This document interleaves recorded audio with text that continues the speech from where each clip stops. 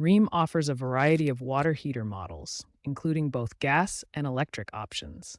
These units are commonly installed in basements, garages, or closets throughout homes and businesses. Take a moment to examine the exterior of your Rheem water heater.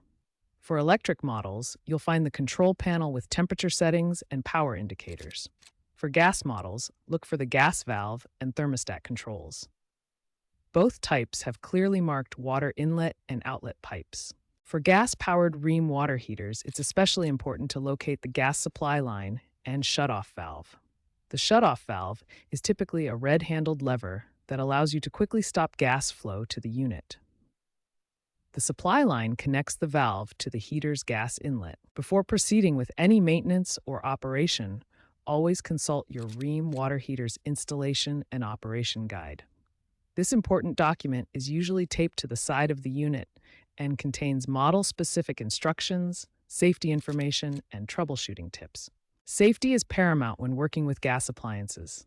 If you ever smell gas in the area of your water heater, do not attempt to light or operate the unit.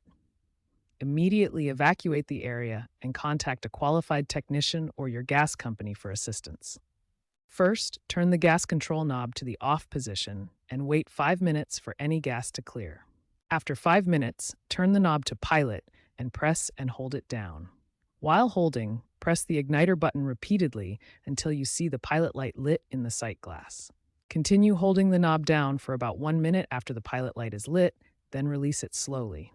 If the pilot light goes out, repeat steps 1 to 3. Turn the knob to the on position. The main burner should now ignite.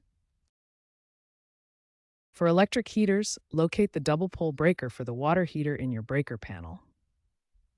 Ensure the breaker is in the off position, then flip it to the on position to power the water heater. Your Rheem water heater is now on. Allow time for the water to heat up. Set the desired water temperature. Refer to your manual for optimal settings.